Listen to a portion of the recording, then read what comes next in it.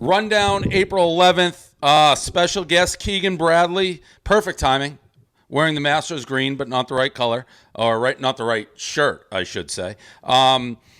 Before we get into it, SeatGeek is the sponsor of today's rundown. SeatGeek, all your ticket needs. SeatGeek, they basically what they do, from what I gather, they get all the tickets from all the different agencies, put them together in a big pile, jumble it up into a stew, and then when you buy your tickets, they make sure you're getting the best prices all the time. So SeatGeek, use the code RUNDOWN. I don't know, this microphone's still not the best. Use the code RUNDOWN. And then you get $20 back after you do it. You buy your tickets at SeatGeek. You sell your tickets at SeatGeek. You do everything at SeatGeek. You say Barstool told you to come. You watch the rundown. Save $20. Red Sox opening day. You could have been there for $20 cheaper. All right. Perfect timing, Keegan. First of all, I knew you read Barstool, but I kind of thought you would never want to come on because we reached out, but you don't check your DMs, is what you said today. Right, yeah. I I was saying to you earlier today, I saw your message, went in there, and I saw I had a couple from you for a thing you wanted to do a while ago. I never saw it. I feel terrible. Yeah. Well, it worked out perfect because the Masters is all anybody is talking about.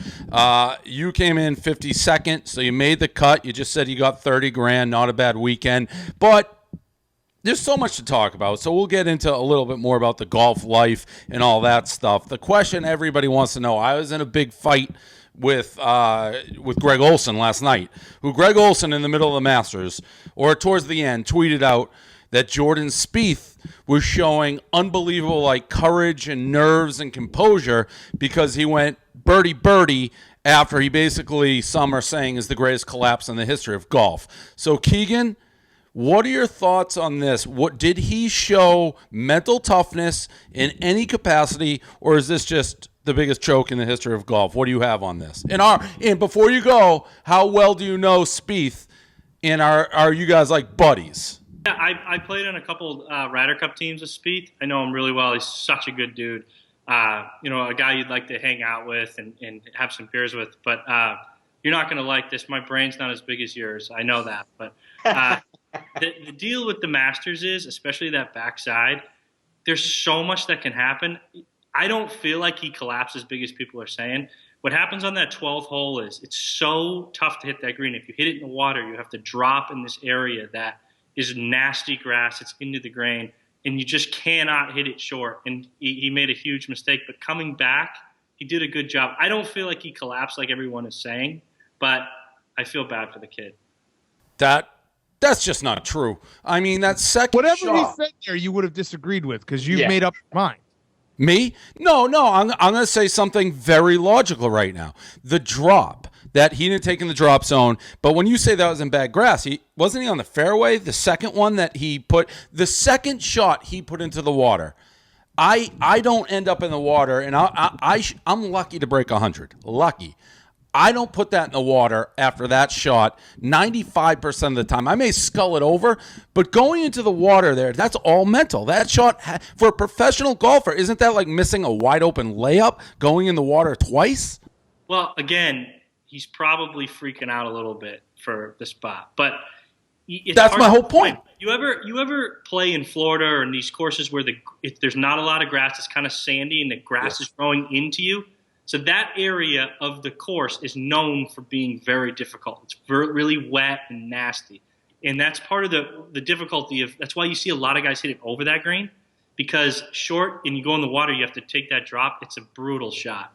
But listen, I'm sure he wishes he could have that shot over again on 12 and just hit it to the left, because he probably wins the Masters if he does that. Big Cat, what's your take on it? Well, I feel like you have it so black and white, Dave, and 99% of the people out there see it the way I'm seeing it is he choked on a couple holes, but he did the way he rallied. Most guys don't rally like that. Like, you think about Rory McIlroy in 2011, he takes the turn, he's up by one, and he just falls apart. And remember, they stopped showing him because he couldn't the wheels fell off so badly that he ended up losing by 10 strokes, and he finished 15th.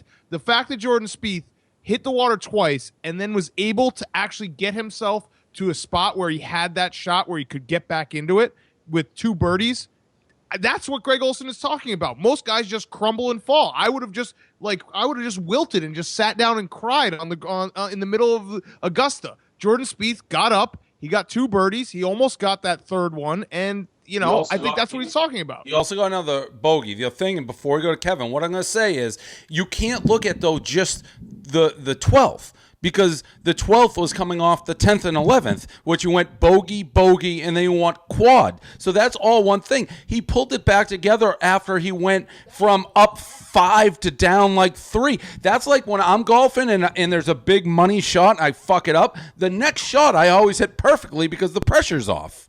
But that's what Olson's talking about. He's talking about the birdies after he did. Yeah, but that's because it's like, oh, well, I'm no longer like the pressure of me winning. The Masters is gone now. The pressure's off. I already blew it. KFC? I understand both sides of this here. I get what you're saying is, a lot of other people, 99% of golfers just completely pack it in and say my day is over after melting down like that on 3 holes in a row. Dave's point stands, though, in that when a guy has such a meltdown like that, to be showering him with any sort of praise is kind of bizarre. It's like if a pitcher shits the bed the first 3 innings and then he settles down for 4, 5, and 6. All right, you got through 6 innings. You kind of settled into your groove, but you still fucked up this entire start. That's the way I would envision it. Olson was over the top, and you can't let him off the hook. You can't be like, Spieth didn't have a choke job, because he did. I'm just saying, most guys don't even get those extra 2 birdies after he has such a meltdown and he knows that he shits away the Masters. Moving on, I think there's if a neutral scorer was scoring this, it would go my way. What did you think, Keegan? Did you see his little episode when he was walking back to the cabin? He's like, just not in the face. If you guys don't mind, please. Just not right now in the face. what'd you think of that move? So, when you put in these situations, it all comes at you so fast. You're walking from the 18th green to shine your card, and it's all kind of hitting you. And I think some emotions got over him, and you get these cameras in your face, people are yelling at you, and all of a sudden you go from really thinking you're going to win the Masters to losing it. And I think he lost it a little bit, but he's such a good dude. I can't express it enough.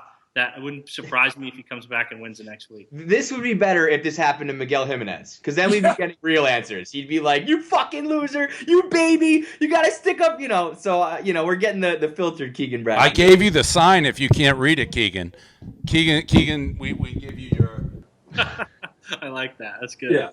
Yeah. That almost did that kind of earn you. For those who don't know, Keegan had an incident. What was this, about, I want to say a year ago? Last year, yeah. Yeah. So your ball was lying on a cart path, and you're trying to figure out match play versus, I always get this guy's name, Miguel Angel, the guy with the ponytail who smokes the cigars. He came over to your ball and tried to give you, it looked like, some advice on how you have to take your lie. You and him talked a little bit. Your caddy basically told him, Pepsi? Your caddy Pepsi said, "Hey, mind your own business," to Miguel. Miguel yelled at your caddy, and then you were jaw to jaw. The bad boy of golf got real angry. You were nose to nose, and it looked like we were going to have our first fight in the history of golf, right? Well, some other stuff happened earlier in the round, and the thing I think a lot of golfers miss about other sports is you can't take your aggression out. Like, you get pissed in football or something, you go hammer some guy. But he'd done some stuff earlier in the round, and then I felt like he really disrespected my caddy, who's basically part of my family at this point. Sometimes caddies aren't treated the way I think they should be treated. And I come from a way different upbringing than a lot of these golfers, and I felt like he had crossed the line of what was okay for me, and I had to let him know. And I have a issue sometimes of going a little too far, and I went a little too far there, but I was happy with the way I stuck up for myself and my caddy. It actually got a lot worse in the locker room after, but if I had to do it again, I would have done the same thing, because I felt like that I did the right thing to stick up for my caddy. Is that known that it got a lot worse in the locker room? It's known for a few people, but yeah. What happened in the Sorry, we'll cut that part. No, we want to know what the hell happened in the locker room. No, I mean, I was still running pretty hot after the match, and we kind of got into the locker room, and he tried to come up to me and keep going with me, and it got a lot worse. And luckily, there was a lot of people in there to help me out. But again, I come from a way different upbringing than a lot of these golfers. So if you push me, chances are I'm going to push back. I'd imagine a golfer fight is just like a lot of pushing and mean words thrown It's around. a lot of talking, actually. It's not. Hold me back. Hold me back. Hold me. One of the all-time hold me back, like everyone, just with like people in like suits and ties, like holding each other back. I got a question. So the caddy situation is that a big faux pas to talk to another guy's caddy? Is it like almost like a guy talking to pimp's bottom bitch? Like, you don't do that. Like, don't go. That's my number one. Well, to me, I'm going to stick up for my caddy. We're a team. That's my only teammate when I'm out there playing. So, it'd be like any other teammate sticking up for their guy when they, got, pushed around or whatever. And they don't have as much power, obviously, as I do. So I felt like it was my job to help him, just as he would help me if I needed. Talking about your upbringing, golf, you can't let out your emotions. I had this question written down. I've said this every time I watch golf. If they said, we're just going to let the crowd yell and be rowdy, and hey, golfers, you guys are supposed to be these pro athletes. You're supposed to have this great concentration. Just block it out. Just if they're going to scream, as opposed to like if someone, I saw, Jim, right? Jim Renner. So when we followed him down, people are screaming at us for walking. It's like we're 5 miles away from somebody taking a shot. Like, stop moving 100 yards away. I'm a firm believer. You just let it all go. It would make golf so much better live, and almost like the Ryder Cup when they had it here in Brookline. What are your thoughts on just saying, you know what? We're going to let people go bananas like a normal sporting event. Well, first off, I love Jimmy Renner, and he's the people's golfer. But he is the people. We got to get him back on tour. He's in like South America right now. Right? We need him back in America. I was actually texting him before I came on, so if I get a little dirt on you guys, he didn't have anything. But I agree with you. I think it'd be great. The problem is you. Like if you play and there's a small crowd and one person moves, they stick out. Or as opposed to a huge group of people, it's not a big deal. If everybody was yelling and doing that, it'd be great. I think you guys should really go to Phoenix and check that scene out. It is nuts. You were supposed to give us tickets. You never got back to us. We were out there for the Super Bowl. That's one of the DMs. You're like, if I can help you out, let me know. I told everyone, like, hey, Keegan said he'd help. And then there was crickets. So next time we're out there with you, we'll take. But I think it'd be great. Like at Phoenix, they do that on that 16th hole, and you're ready for it, and it's just like a background noise, and it can go. But if one person yells, I know it sounds weak and golferish, but it does screw you up, and it's startling almost sometimes.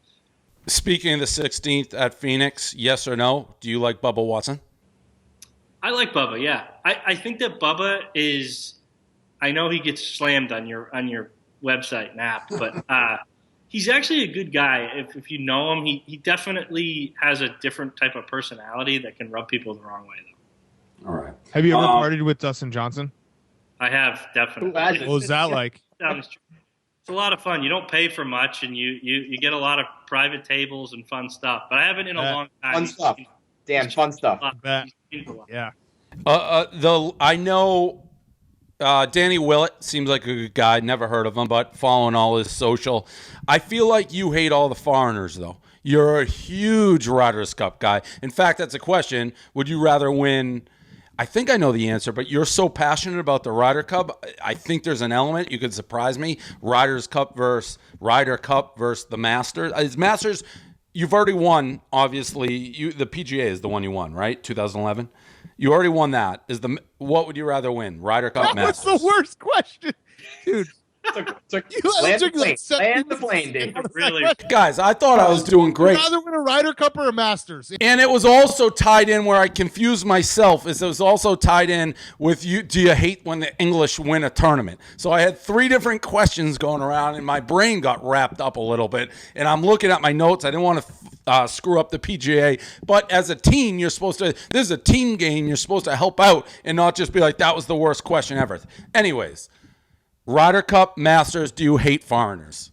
well, I'd rather win the Masters, but I don't hate foreigners. Certainly during the Ryder Cup, it gets. People really don't understand how serious that gets. There's some, like, for golfers, it gets nasty when we're playing these matches. I mean, even for us, I know it's not like football or these other sports, but there's a lot of stuff that goes on that it's an unbelievable event. I would rather an American won, but I know Danny Willett personally, and he's a good dude. I actually just did a photo shoot with him last week, and he told me he wasn't playing the Masters because his wife was going to have a kid, and this was like a month ago, and then his wife had a kid a week early. It's like a crazy, crazy story. And I'm going to, again, rearrange the subject a little bit here, Dan. I hope that's okay with you. But let's talk about the sneakers. You're wearing the Jumpman sneakers, which also, I don't even know if you can buy those. I went online. I saw one style. It looks like you have custom for every single time you play. Yours are not able to be purchased, correct? No, mine you can't purchase, but they do have ones that you can buy. They're super tough to get, though. Yeah, I saw only one model when I won Nike. So how did this whole relationship – there's all the pictures we talked about this. You play 2-on-2, which, by the way, if you're putting this 2-on-2, you, Jordan, Brady, and who was the fourth? Luke Donald. So it was you and who? It was me and Luke and another guy that worked at this resort we were at, and then Brady and Jordan and one of Jordan's friends. That doesn't sound like fair teammates. Oh, Yeah. it really wasn't. And Brady, I had to guard Brady. And I'm a pretty good athlete. I played a lot of sports. And Hold on. The other sport I read about was downhill skiing. Is that the other one that you're going to say is like you were a downhill skier and a golfer with a badass upbringing? Is that what you're talking about? Is that the... Yeah, but I played basketball. I mean, I didn't when I got older. I mostly just played golf. But Brady is an unbelievable basketball player. Like weirdly good. I was totally blown away because I always heard of him. They always talk about Brady not being athletic or quick or whatever. And, well, he could really, really play. I couldn't even play. He shut me down. I mean, he's the greatest quarterback of all time. He was drafted in baseball, wasn't he? Yeah. I told him we were playing. I go, dude, I can't. Like, I'm guarding him. And I'm like, if I hurt you or do something, it's going to be the end of me. And he was guard me as hard as you can. He was all worked up. Did MJ ever get flip the switch into mean MJ? Like, was there ever a moment where he was like, "Fuck this guy," and I'm gonna stuff on him or something? Yeah, there was actually. The guy on my team was guarding MJ. He was probably 6'5", 6'6", and he considered himself a pretty good player, I think. And he was gonna make a statement and put Jordan down, and and Jordan just was talking to him, telling him the moves he was gonna do. It shocked me how good of a player MJ still was. I mean, unguardable, making every shot. You seem fairly easily shocked. Dave, hang on. Can we rewind to Keegan Bradley telling Tom Brady, "I don't want to hurt you" in a pickup basketball game? Like, I'm pretty sure Tom Brady can handle you, bro. Just put that out there. I'm going to go for a rebound and cut him out and rip his heel. Keegan, that's the wrong way. You actually do want to hurt the guys you're with. We played Tony Scheffler, and he got hurt, and that ended his NFL career, and that was news. So you do want injuries, just so then it makes news. How did you get yourself wrapped up in this crew? By the way, I mean, that crew, that playing in a pickup basketball game with that crew is the most amazing male fantasy in the world. And by the way, you're surprised Jordan was still good. I mean, he's the greatest player who ever lived. I also saw some of your tweets. I don't know if you guys knew this. You were talking shit to Jordan, but his Twitter handle is at Charlotte Hornets. He's using the actual. Even have one, yeah. He's using the team handle. How did you get mixed up in this crew? Well, I live down in Jupiter, Florida, and I play at a place called Bears Club, which is a practice there, which is where MJ lives and plays. And we just got to know each other playing golf. He loves to go out and have a match and gamble a little bit and play. And he plays nonstop. All right, stop. Okay, so you've played golf with Jordan. This is going to take up the rest of the rundown. How much does he play a hole? Well, he'll play you for whatever you want. What's the most? Yeah, no kidding. How do you play him? Do you play him straight up? It's not really fair for me to say what we play for, but I give him 10 shots. So I give him 5 and 5. I give him 5 in the front, 5 in the back.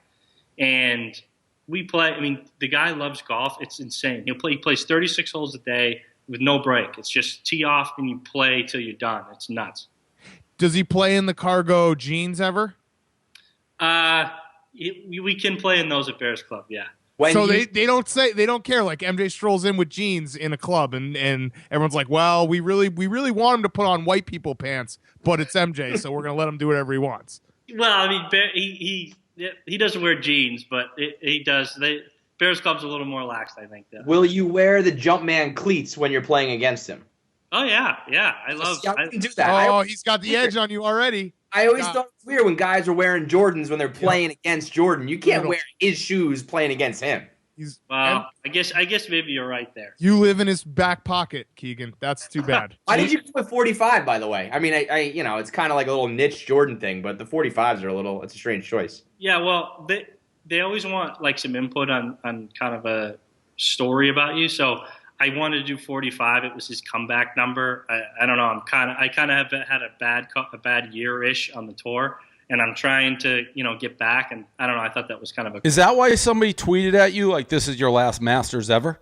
Yeah. So I got this guy on Twitter. I hate even bringing him up, so it gives him even more publicity. But he's nonstop. He's one of these guys who's got 100 followers, and he just tweets at me all day long, just how bad I am, blah blah blah.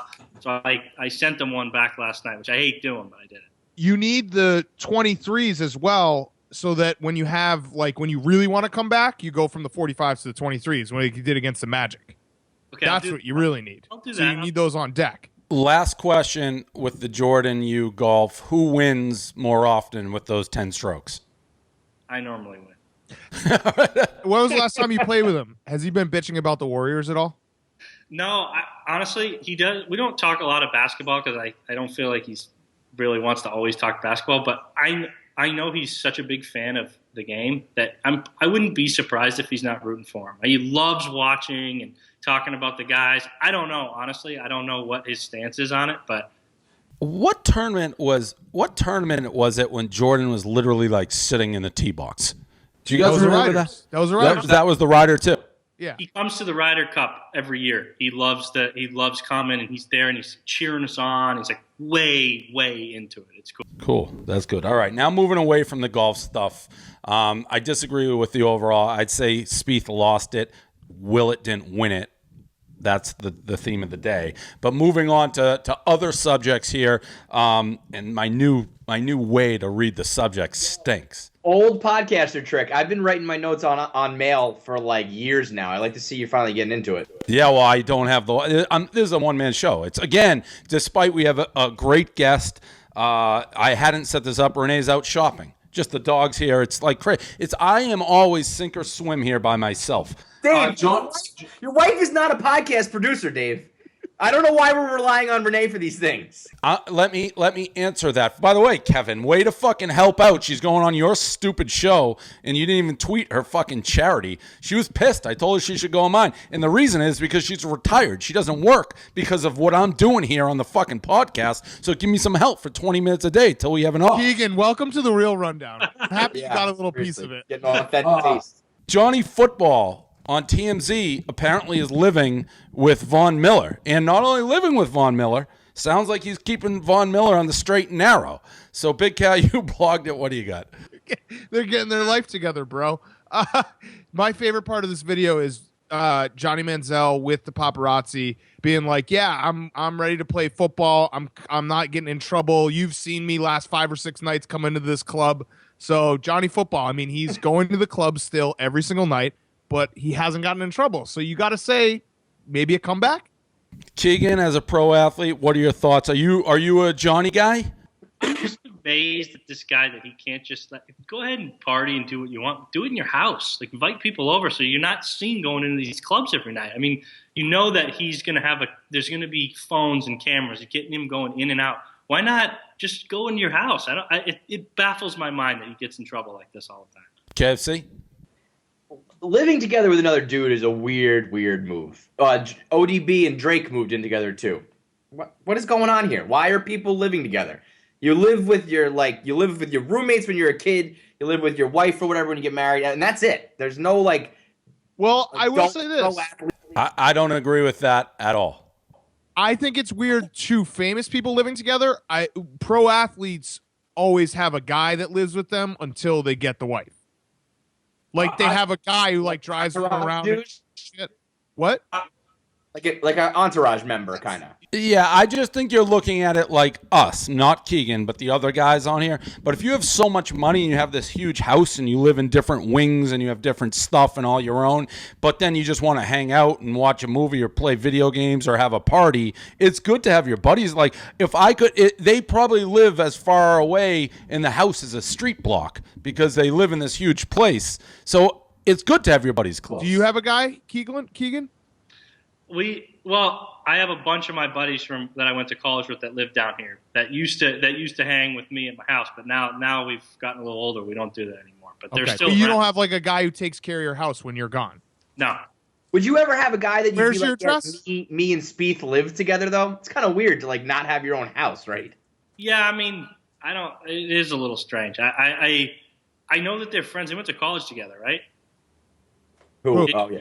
Oh, Vaughn and Johnny. Oh, yeah, A&M. I thought we were back on Drake and ODB. They're probably buddies, and they in the off season they're trying to get a hang in, but I'm not sure. And by the way, we got off. Johnny Manziel does not fucking care. I mean, it almost sounds like he doesn't care if he plays football again. If it happens, he almost had a c'est la vie attitude. If it happens, it happens. But I'll be at this club every day in between. So very strange. I just had a great Keegan Bradley question. What the hell was it? Oh, they brought up a point during the golf tournament that I thought was a good one. And it was Spieth actually. No, Spieth said it. He said, "I've made it. Once you establish yourself and you make enough money, it's a lot easier to continue to win because you're playing to win as opposed to putting food on the table, aka the opposite of the Renner effect."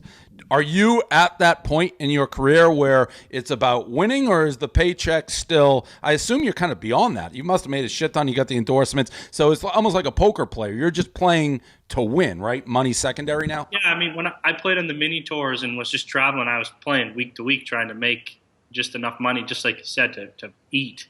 But then you get where I am, or where Spieth and everybody is, and you are playing instead of thinking about like, oh, on the last hole, this putt's worth $100,000 or $50,000 or $200,000. You're thinking this putt's to win or to come in fifth, and it does make a big, big difference. Easier, right? Easier, yeah. Yeah, that's a huge factor. It's like when these pro poker players play and you're not worrying about the back. It's a huge factor. I thought that was a good point by him. Mr. Met, KFC, your boy, wants a ring, and I'm surprised you don't think he deserves one. I don't.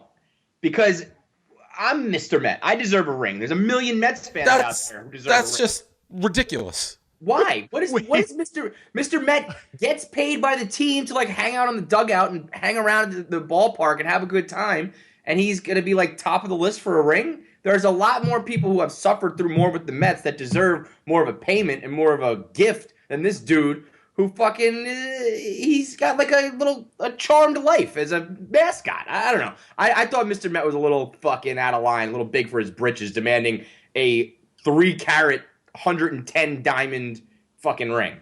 Also, and we'll get to these guys, the Mets stink. Are you worried about that yet? They Jesus stink. Christ. 157 games to go. Relax.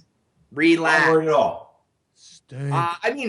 Listen, you're talking to me. I've been worried about the Mets since fucking I was born. I don't think the Mets were ever going to be like a 98 win juggernaut team. So I think there are some issues with this team, not that have come about in the past week. They lost 2 out of 3 to the Phillies. They'll be all right. That's pretty bad to lose the Phillies. Big Cat, what do you got on Mr. Met getting a ring? He's probably some fucking, loser guy like Joe from Staten Island that has to go and dress up in Mr. Met every day. Let him have one ring. This is the other thing too. He quit the day after the World Series and went and worked a construction job. Like any other job, you got to stick around so you get your bonus. That's not even true. They give the rings after. You think you want to go work construction over being Mr. Met? Would you give him a ring, Keegan? This to me is such a second-rate organization problem. You don't see the Patriots or the Red Sox arguing about their mascot getting a ring. I think that this is just the Mets being the Mets. I don't know how else to explain it. Okay, all right. Did Dave make you say that? No, he's dead fucking right, to be honest. Second rate in general. The Red Sox would have this issue, Keegan, though. The Red Sox, their ownership, I was just watching them. I get like the Willies. The Patriots, and even the Patriots, believe it or not, I remember the cheerleaders complaining that they didn't get rings when the Patriots won the Super Bowl. That was going to be my point. If they give rings out, you see like a fucking accountant wearing a ring. Right. Why don't you just make a bunch of rings and just not put diamonds in all of them? Either give it to only players and like the GM, or give it to everybody, including Mr. Met. I'm surprised Portnoy wasn't complaining about getting a ring. I feel like you have to draw the line somewhere. I'm surprised you weren't like, "Where's my ring?" I thought I was right at the cut line, if we're being honest. I thought I was right at the cut line. Yeah. You were. I don't like having to do this with the subjects. This is running along. Oh, teacher fired for twerking on spring break. I learned more about this story as we came on the air. I thought she was an American teacher. Apparently, she was a Mexican elementary school teacher. Twerking. Where was she on spring break? She was in America, wasn't she? No, she was in like Cabo. She was a Mexican teacher spring breaking in Mexico. And yeah, she won $260. She was first prize winner for the twerking contest, but the video went viral. I didn't even know there were like elementary schools in Mexico. I can't believe that twerking is like a fireable offense in Mexico. I feel like rocking a thong to the beach and giving a lap dance is like a regular weekend day in Cabo in Mexico. So I thought she was thought it was a little bit of a harsh punishment. Keegan? I don't know. Again, there's cameras everywhere. I don't know if I had a kid, if I'd want my kid's teacher out there doing a twerking contest. But listen, spring break, weird stuff happens. You gotta. I mean, that was a soft take to the hole. I would have taken that ball. I was slammed it to its 12th row. This is all about. Of course, you can't do this in America. That's the biggest no-brainer in the world. You can't be an elementary school teacher because she wasn't just twerking. I mean, it was getting pretty fucking sexual. Mexico. Much bigger problems. Big Cat? I'm just shocked that Mexico has like enough teachers that they're able to fire them over twerking. Like I feel like I feel like there's maybe a little. It's like California has a drought. Mexico probably shouldn't just be throwing teachers out over a little video on the internet. That's what I'm saying. That's why your point was not a good one, Keegan. Because if you have a kid and you're in Mexico, worrying about your kid's elementary school teacher twerking is like maybe top 1,000 concerns you have to make sure your kid grows up safely. So we're losing it. That's all the subjects. Anything post? Anything? I got a question for Keegan.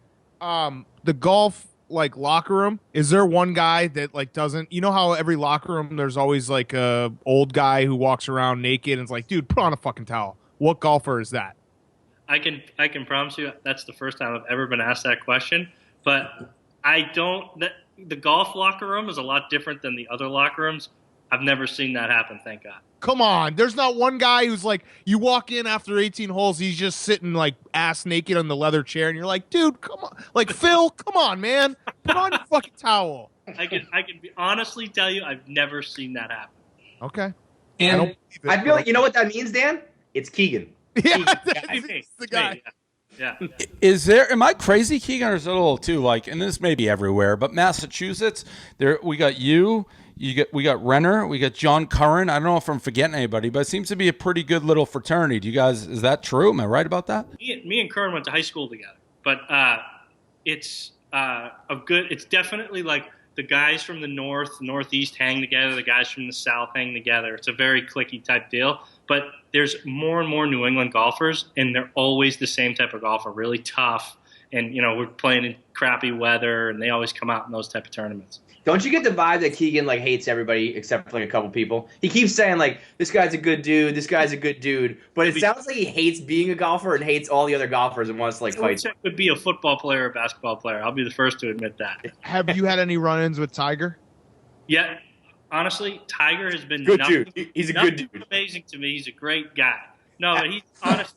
Tiger is so different in private. He's just a normal guy. I think I've always felt like these big time athletes have to put on a face in front of people, and Tiger, when he's being Tiger, is just a normal guy. I love when that's like when everyone's like, oh yeah, Ted Cruz, when you get him alone, like he's got great sense of humor. It's like, come on, dude. It would have leaked out once. Like Tiger would have been a non-robot once for us to believe that. Well, no, he's right, because Tiger was a robot, and then he got busted like having sex with a million different chicks, and that's the real Tiger, who's like a normal dude out there getting like his head bashed in by Eldon's like golf club. Which, by the way, do you think that ruined his career? Because it did. I have no idea. I don't want to go down that. The answer is yes. That's a different story, but you don't win. You get caught cheating with a million chicks. Your wife attacks you with the golf club and never win again. That's what happens. So that's just a fact. You don't have to comment on that if you don't want. I don't agree with that. Well, it's a fact. Like, it'll get sunny. The sun will come out tomorrow. That ruined his career. And then Tiger got the Hooters waitresses taken away from him. His powers were gone. Exactly. Anything else for Keegan, guys? John Wilcox. Oh yeah, Wilcox. Do you know Will Wilcox? I know him a little bit, not much. I'm actually Brendan Steele's one of my best friends on the tour, which is the guy that Wilcox was playing the music, and that's the guy he got into a thing with. He blocked me on Twitter. He's a pussy. Steele?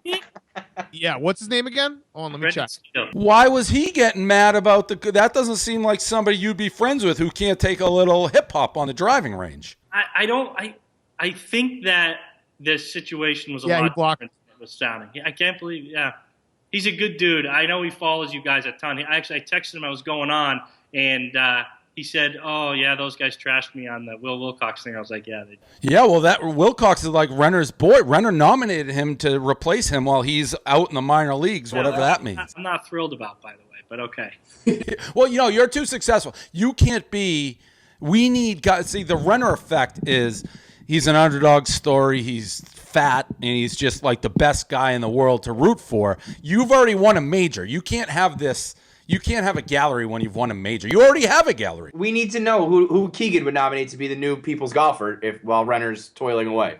That's Will Wilcox would be a good one. I'd have to think think about that, but because This is like so basically mean to Jim Renner. Like, fat, he's so lame mean.